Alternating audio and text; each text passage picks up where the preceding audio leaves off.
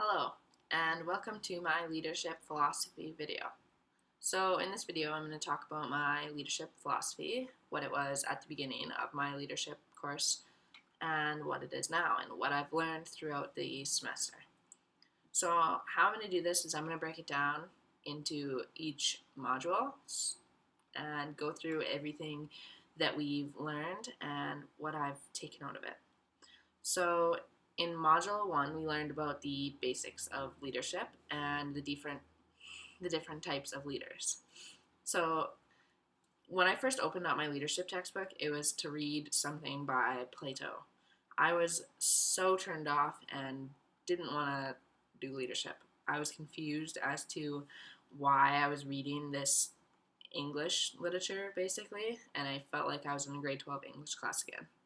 But now, as the semesters went on, I completely understand, and it's all fit into place. So our first assignment we did was what our philosophy of leadership was at the time. And mine was, I believe a leader is someone who can lead by example. Not only do they lead by example, but they help guide others down the path that they are trying to create. I believe a leader is someone who people feel they can be comfortable with and are able to look up to. A leader must be inspiring and motivational while being compassionate and caring. So I think, obviously, my leadership knowledge has grown tremendously, but the basis of my leadership philosophy has stayed the same. But I'm going to continue talking about what I've learned. Our next assignment was type talks, and we began to learn a little bit more about ourselves and our own leadership styles. I really enjoyed this assignment because it allowed me to discover what my preferences were. I knew a little bit of what I was like and what I liked, but this really brought it into perspective. So my results were ENFP, which is giving life an extra squeeze. Sounds nice, eh? I've always known that I'm an extrovert and a people person, and I love people, but this just made it so much more clear to me. Having a better understanding of my personality allowed me to understand why I lead in the way that I do, and it allowed me to see all of the different areas where I can possibly have more improvement and improve my leadership skills. I think that I have the ability to see endless possibilities in the world, and that also gives me an adaptive personality and allows me also to see endless opportunities in other people. Throughout the rest of the discussions in this module, we learned more and more about our own leadership styles. We did the assignment called the XY theory, and I found out that I'm a more optimistic than pessimistic person. I think this is important in a leader. This is something that I look for in a leader, because who wants to follow someone who's always negative and down in the dumps? You need someone who is uplifting and positive. Module 2 was applying ethics to leadership.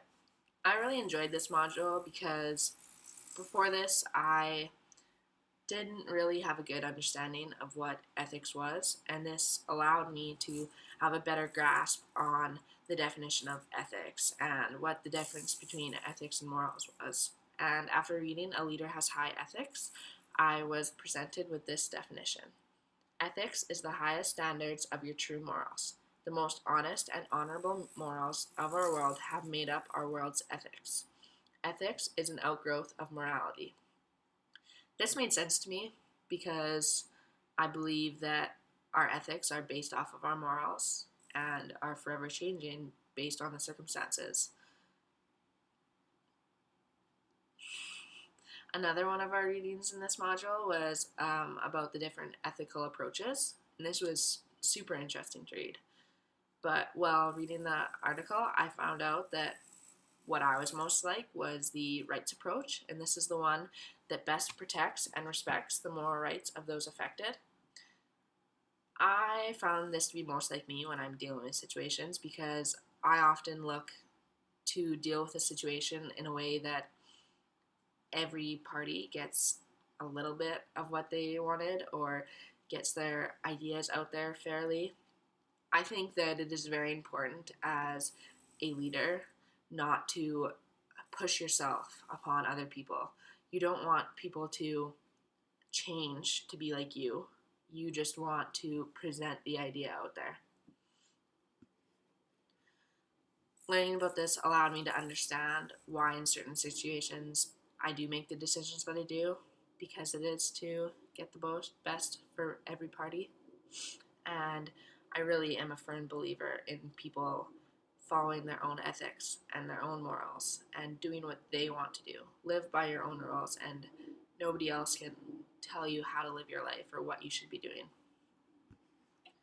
In Module 4, Serving by Leading, I really enjoyed this module as well because I think that servant leadership is often overlooked, or many people don't even know about servant leadership, don't know what it is. So I think that this leadership style is very misunderstood because often leaders want to be, oh, I'm going to do this, you do that, and follow me. But I think that leadership is much more than that. A lot of the greatest people that I look up to as leaders now, after seeing the definition with the characteristics of acceptance of others, ability to empathize, knowledge of self-worth, being able to have a clear vision, using power ethically, and the ability to use persuasion without controlling others. Many of the greatest servant leaders, leaders that I've ever looked up to, were servant leaders. They were great definitions of servant leaders. For example, hockey coaches. I think this is a prime example of a good servant leader. Module 5, Empowering Others. In Leadership as Empowering Others by W. Warner Burke, the keys to empowering leadership were described as providing direction, stimulating, rewarding, developing, and appealing to the needs of the followers and subordinates. I think that every one of these is important. Obviously, there's going to be ones where I excel in and struggle in. So I think that I am good at appealing to the needs of other people. I love when other people are happy, and I love to make other people happy. That's when I'm the most happy. This being said, I think that I could use improvement on providing direction, because in order for you to provide direction, you must have direction yourself, and I know sometimes I lack this. I'm kind of a scatterbrain, but this has just opened up my eyes to see that there are things that I can improve in my own leadership, because nobody is perfect.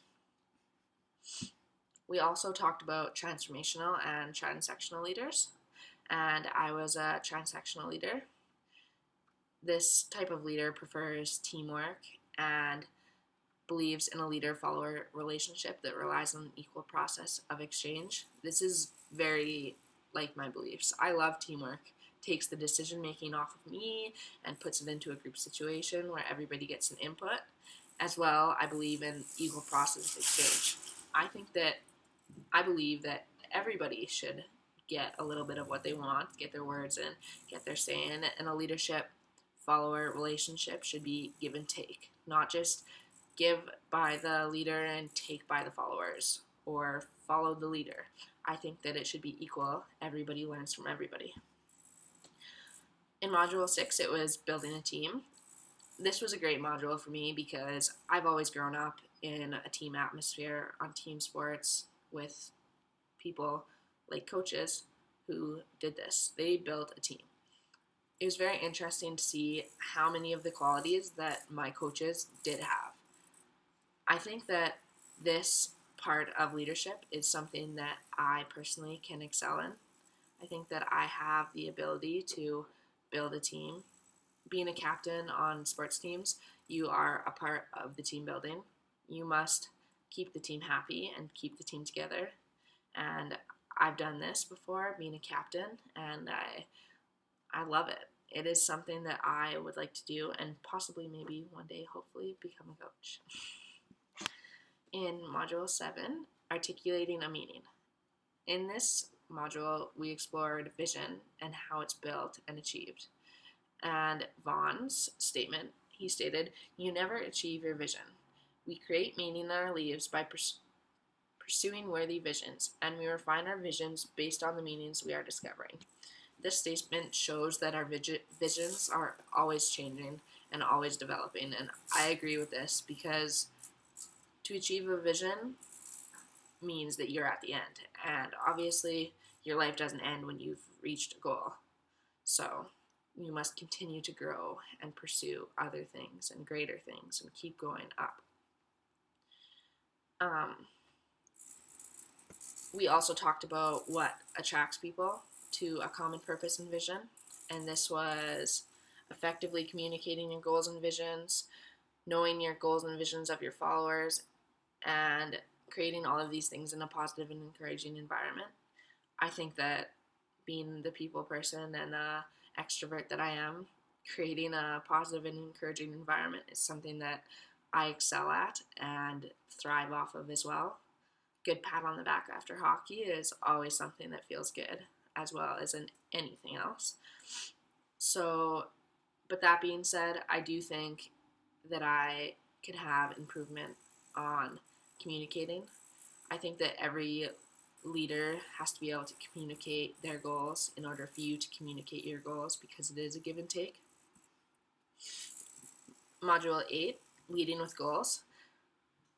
This was interesting because setting goals for me has something that's always been sort of difficult, because I struggle when I set a goal and I don't reach it, and I feel let down and discouraged. So this is a part of leadership that it is very important. You have to be able to help people set goals and feel comfortable even when they don't reach their goals, and set goals that are appropriate for them. This was good for me to read, and I think it taught me a lot about personal goal setting for myself, as well as being able to help others in goal setting. Module 9, guiding through conflict. This module was super relatable for me.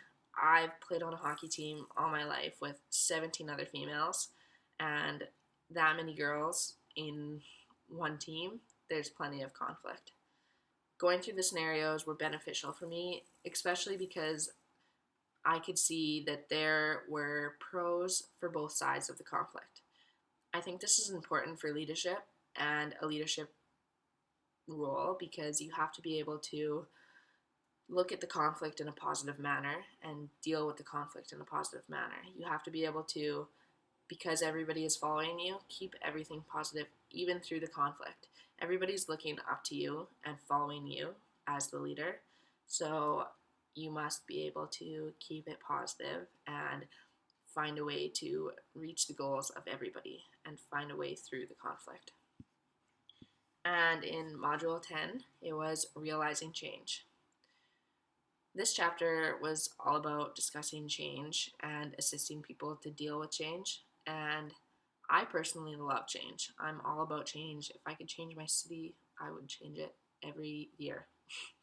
So this module was very good for me. I think it brought out one of the leadership strengths that I have. And that was all of the 10 modules. So overall, I think that my philosophy on leadership has grown tremendously. There's much that I didn't know before that I now do. Overall, though, I think that it is the same. I believe that a leader is someone you must feel comfortable with, be able to look up to, as well as be on the same level with. I think that it's a give and take relationship. I've also learned, though, about leadership that there are many different kinds of leaders. It's not just your average outgoing, happy-go-lucky, follow the leader type of leader. There are leaders in so many different ways, and everybody can be a leader if they are presented with the information that they need and take the time to put in the effort to be that leader. Everyone can be a leader. And that was my leadership philosophy presentation. Thank you.